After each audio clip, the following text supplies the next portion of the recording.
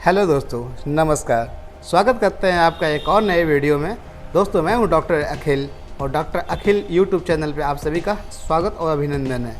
दोस्तों, मैं इस यूट्यूब चैनल पे आपके स्वास्थ्य संबंधी जानकारियां देता हूं, जिसको कि आप देख करके या सुन करके अपने शरीर को आरोग्यता प्रदान करें। दोस्तों, मैं एक आयुर्वेदाचार्य हूँ और मैं आप लोगों को अच्छी जानकारियाँ देना चाहता हूँ, जिससे आप लोग भी अच्छे से सुखी और संपन्न जीवन व्यतीत कर सकें।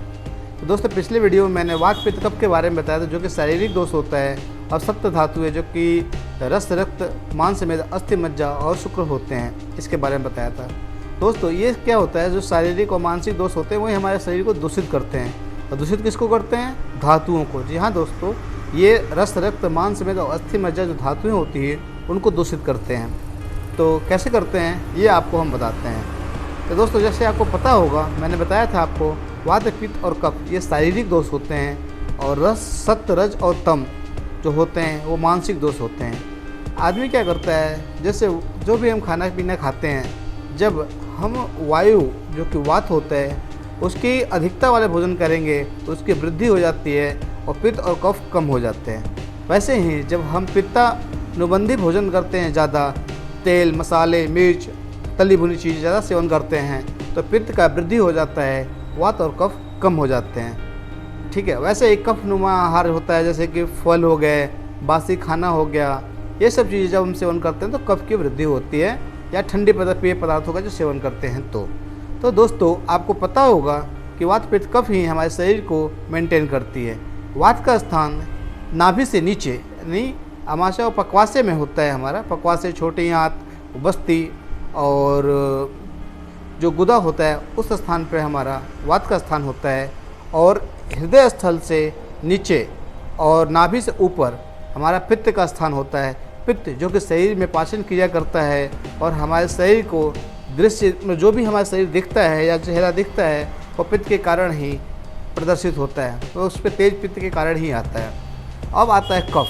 तो दोस्तों, सीने से ऊपर जो हमारा गर्दन हो गया, गले हो गए, फेफड़ा हो गया, ये कफ का स्थान होता है। और कफ का स्थान संधियों में भी होता है, जैसे कि जिन साइनोवियल फ्लूइड वगैरह जो होते हैं वो कफ की वजह से ही होते हैं, जिसको श्लेष्मक कफ बोलते हैं। मतलब वो क्या होता है, उसका लुब्रिकेंट क्रिया रहता है, जिससे वजह से हमारे बॉडी के मूवमेंट जो होता है वो अच्छे से होता रहता है। अब आप लोग सोच रहे हो कि वात, पित्त, कफ तो हो गया, ये दूषित कैसे होता है? तो दोस्तों, जब हम वातानुबंधी भोजन ज़्यादा करते हैं, जैसे रूखी सूखी खाना, बासी खाना, अनियमित समय पर भोजन करना, या बाहर का खाना ज़्यादा खाना, घर का खाना कम खाना, या अल्कोहल ड्रिंक इत्यादि ज़्यादा करना और स्मोकिंग ज़्यादा करना, इन सब लाइफ स्टाइल से क्या होता है, हमारा जो पेट होता है वो दूषित हो जाता है और खाने का पचन सही तरीके से नहीं होता है। जब खाना सही तरीके से पचेगा नहीं तो खाना का क्या होगा, ये दूषित मतलब नीचे जाते ही हो गया, वायु दूषित होगा।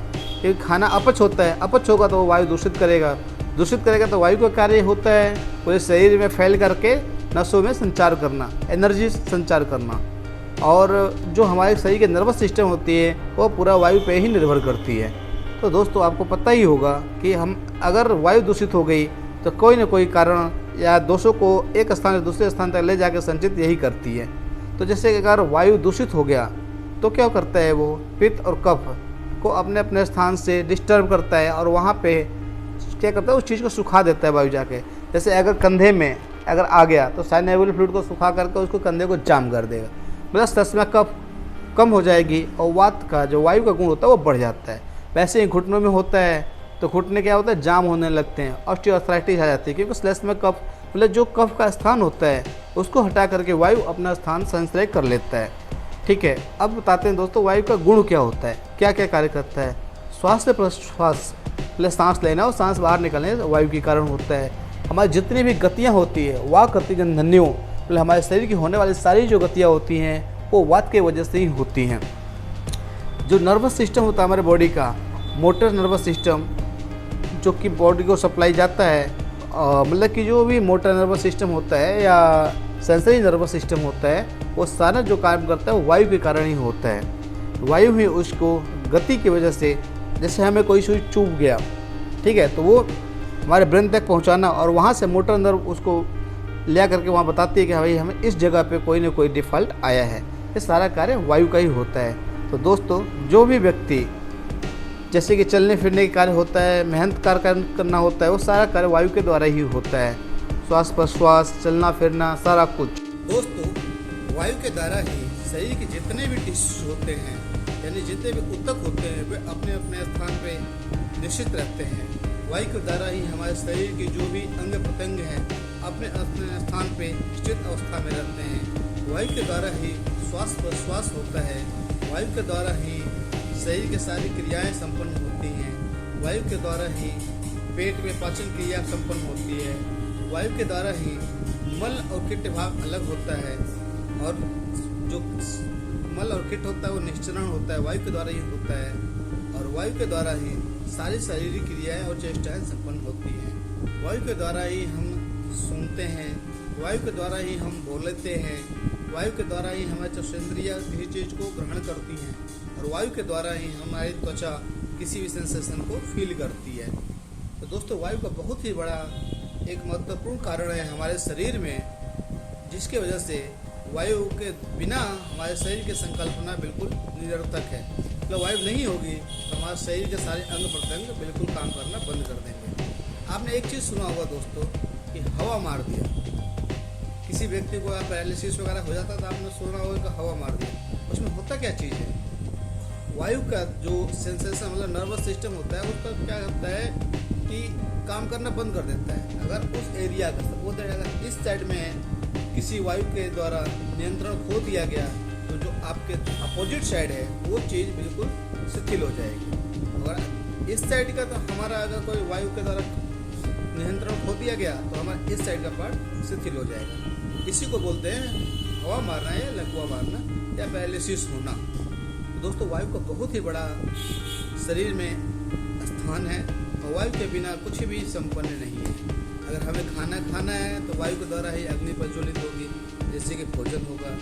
बच्चे पैदा करने हैं तो वायु के द्वारा ही उसका निःसरण होगा, स्पर्म का और ओवा का।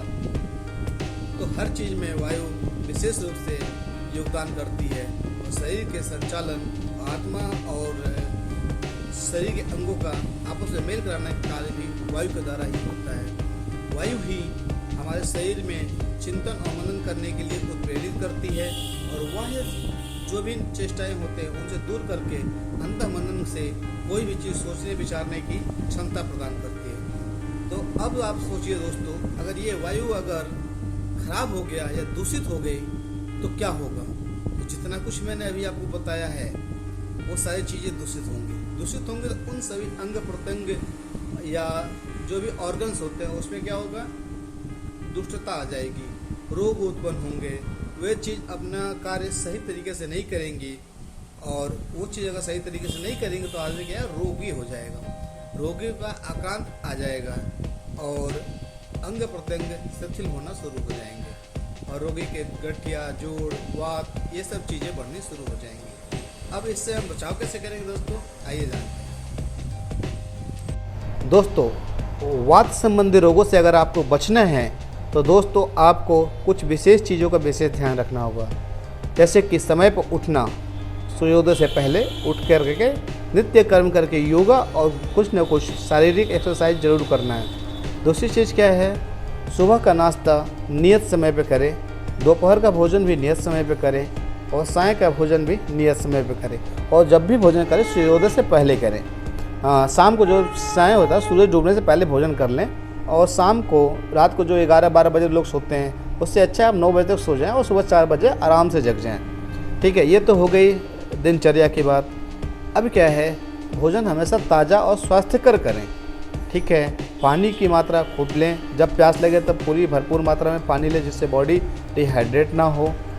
इसके बाद क्या है, सड़ी गली चीज़ें न खाएं, बाहर की तली भुनी चीज़ों से परहेज करें, और मीट मांस वगैरह भी और उड़द मतलब जो भी गंभीर चीज़ें होती हैं जो पेट में गरिष्ठता पैदा करें उसको कम कर देना है, उसको कम खाइए। इसके बाद में जो हमारा मतलब कि एनवायरनमेंट जो है वो हमेशा नॉर्मल एनवायरनमेंट में रहें, और ज़्यादा शोक, चिंता या कोई भी टेंशन न करें। ठीक है, ये सब चीज़ों से आप अपना करके स्वस्थ रह सकते हैं, और वायु से दोषों से कुछ हद तक हमेशा के लिए बच सकते हैं। तो कैसा लगा ये वीडियो बताइएगा ज़रूर, कमेंट सेक्शन में कमेंट कीजिएगा, और किस चीज़ पे आपको वीडियो चाहिए वो भी मुझे बताइएगा। और दोस्तों अच्छा लगा वीडियो तो चैनल को लाइक, सब्सक्राइब और शेयर ज़रूर कीजिएगा। मिलते हैं आपसे अगले वीडियो में, तब तक के लिए नमस्कार।